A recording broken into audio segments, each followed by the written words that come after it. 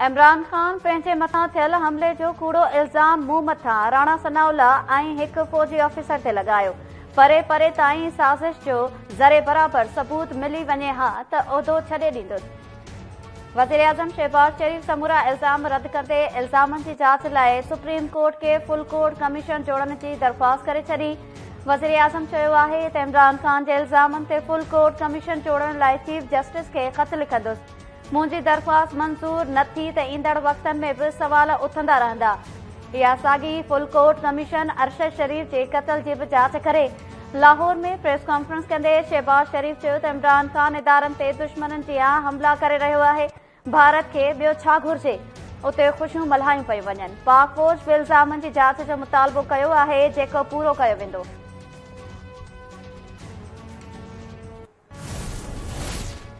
नवाज़ शरीफ जो वज़ीर आज़म शहबाज शरीफ सां फ़ोन ते राब्तो। इमरान खान समेत पीटीआई अॻवाननि जी फ़ौज मुख़ालिफ़ बयानबाज़ीअ ते ॻाल्हियूं। ज़रियनि मूजिबि नवाज़ शरीफ वज़ीर आज़म खे इमरान खान ख़िलाफ़ कानूनी कार्रवाईअ जी हिदायत कई। नवाज़ शरीफ चयो त हीउ शख़्स फ़ौज ऐं अवाम खे साम्हूं आणे खूनी इनक़लाब जो ॻाल्हियूं पियो करे।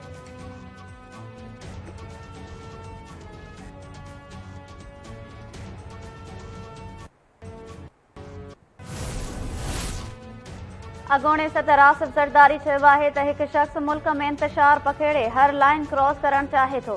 हिन शख़्स खे इक़्तिदार खां सवाइ ॿियो कुझु नज़र नथो अचे। पंहिंजे बयान में आसिफ ज़रदारी चयो त दुश्मन हिन भेरे अंदर जे माण्हुनि खां हमलो करायो आहे।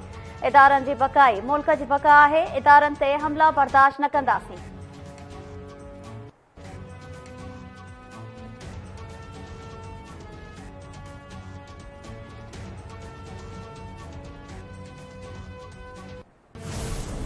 वाकया हुआ, अभी वाकये की एफआईआर रजिस्टर नहीं हुई, अभी इन्वेस्टिगेशन का आगाज ही नहीं हुआ। मुल्जिम गिरफ्तार होता है तो मौके से पकड़ा जाता है और मिनटों के अंदर उसका इकबाली बयान वो नशर कर दिया जाता है।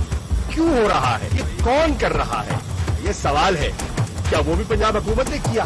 लग रहा ये है कि कुछ लोग बेबस दिखाई दे रहे हैं और ये जो बेबसी है ये अब आया होती जा रही है। आईजी पंजाब की परफॉर्मेंस है उससे लोग मुतमईन नहीं है। मैं समझता हूं कि पंजाब हुकूमत को यकीनन पूछना चाहिए और ये उन पर जिम्मेदारी आयद होती है कि ये उसकी बात की तह तक जाए कि वो बेबस है तो किसके हाथों में बस है। पीटीआई जी पंजाब सरकार इमरान खान ते कातलाणे हमले जो केस 2 ॾींहं गुज़रण बावजूद दाख़िल न कराए सघी। पीटीआई अॻवाननि पंहिंजी सूबाई सरकार जी बेवसी ते सवाल उथारे छॾिया। शाह महमूद कुरैशी चयो आहे त पंजाब में पीटीआई जी हुकूमत हुअण बावजूद केस दाख़िल छो न थी सघियो आहे। कुझु माण्हू बेवस नज़र अची रहिया आहिनि। शिबली फराज़ चयो आहे त पंजाब हुकूमत इमरान खान ते थियल हमले जी एफआईआर दाख़िल न पई करे। पीटीआई सेनेटर एजाज़ चौधरी बि चयो आहे त पंजाब में हुकूमत हुअण बावजूद केस दाख़िल न पियो थिए। अहिड़ी हुकूमत जो कहिड़ो फ़ाइदो? मौजूदा सूरतहाल ते वॾे वज़ीर परवेज़ इलाही खे जवाब ॾियणु घुर्जे।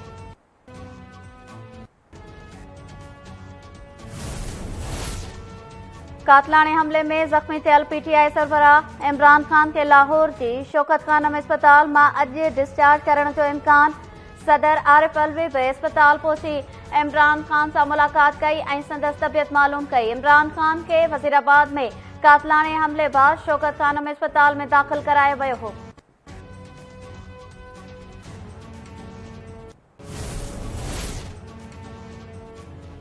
एफआईए पीटीआई सेनेटर आज़म सवाती ऐं संदसि घरवारी जी साम्हूं आयल मुबैना वीडियो खे जाली करार ॾेई छॾियो।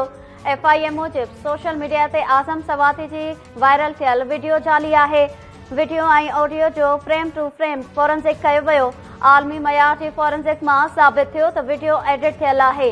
आज़म सवाती प्रेस कॉन्फ्रेंस दौरान रोईंदे चयो हो त मुंहिंजी ज़ाल जी वीडियो मुंहिंजी घरवारीअ जे नंबर ते मोकिली वई।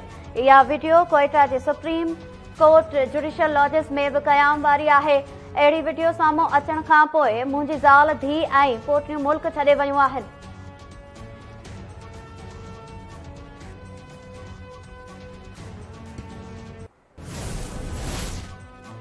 सुप्रीम कोर्ट इमरान खान ख़िलाफ़ तौहीन अदालत केस जी ॿुधणी सूमर ते मुक़रर करे छॾी। चीफ जस्टिस जी सरबराही में 5 रुकनी लॉर्जर बेंच 7 नवंबर ते ॿुधणी कंदी। सुप्रीम कोर्ट गुज़िरियल ॿुधणीअ ते इमरान ख़ान खे जवाब जमा कराइण लाइ 5 नवंबर ताईं मोहलत ॾेई छॾी।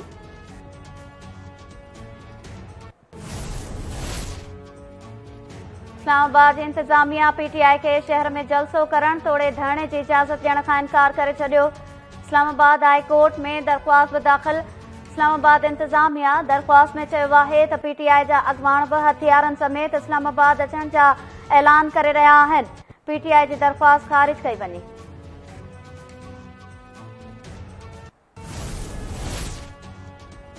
सूबाई वज़ीर शर्जील मेमून इमरान ख़ान जे सहूलियतकारनि खे पधिरो करण जो मुतालबो करे छॾियो।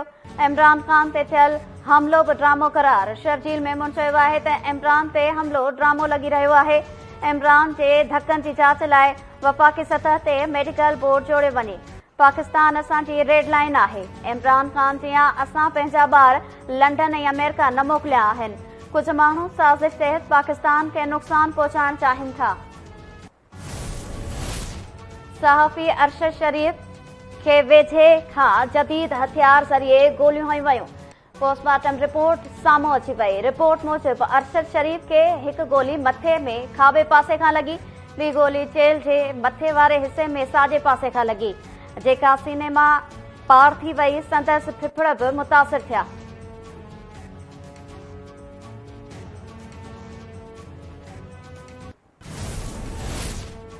जैकाबाद में अॻूणे वफ़ाक़ी वज़ीर मोहम्मद मियां सूमरो जी भेण मलिहा सूमरो ते मुबैना हमलो।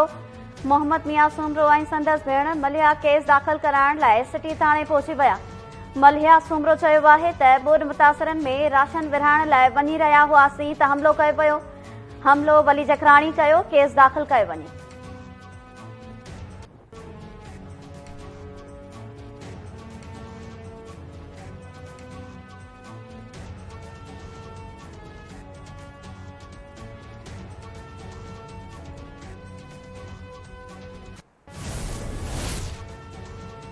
सांगड़ ऐं रतोदेरो में हथियार बंदन हथां 3 ॼणा क़तल। सांगड़ जे ॻोठ करम खान मरी में ज़मीनी तकरार तां मरी बिरादरी जे 2 धुरनि में झेड़ो।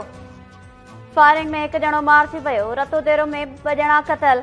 नादिर शाह पाड़े में हथियार बंदन नौजवान शहमीर जलवाणी खे क़तल कयो। मेन बस स्टैंड ते मोटरसाइकिल जो मिस्त्री आशिक वेसर खे क़तल कयो वियो। न्यू सईदाबाद मां गुज़िरियल ॾींहुं गिरफ़्तार कयल पीटीआई अॻवान मखदूम फज़ल हुसैन ऐं संदसि पुट मखदूम मोहसिन 2 ॾींहनि जे जिस्मानी रिमांड ते पुलिस हवाले। अदालत ॿिन्ही जो जिस्मानी रिमांड मंज़ूर कयो। हाला पुलिस मखदूम फज़ल हुसैन ऐं संदसि पुट समेत 3 ॼणनि ते वधीक हिकु केस बि दाख़िल करे छॾियो।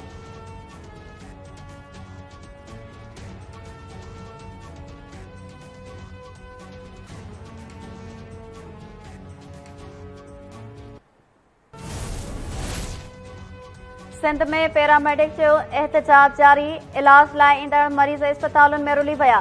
कराची, हैदराबाद, खैरपुर, लाड़काणो ऐं ॿियनि शहरनि में पैरामेडिक्स पारां ओपीडीज़ जो बॉयकॉट करे एहतजाज कयो वियो। पैरामेडिकल अमले जो चवणु आहे त जेसीं ताईं मुतालबा मंज़ूर न थींदा तेसीं ताईं संदनि एहतजाज जारी रहंदो।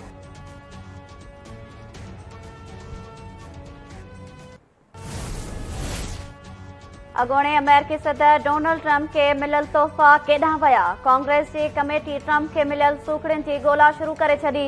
अमेरिकी अख़बार मूजिब डोनाल्ड ट्रंप ऐं संदसि ख़ानदान खे मुख़्तलिफ़ मुल्कनि जे सरबराहनि केतिरा ई तोहफ़ा ॾिना हुआ। सऊदी अरब जे बादशाह शाह सलमान डोनाल्ड ट्रंप खे किंग अब्दुल अज़ीज़ एवार्ड सां नवाज़ियो हो। रूसी सदर बि ट्रंप खे क़ीमती फुटबॉल ॾिनो हो। जापान समेत मुख़्तलिफ़ मुल्कनि जे सरबराहनि खां लॻभॻि $50,000 जा तोहफ़ा ट्रंप खे मिलिया हुआ।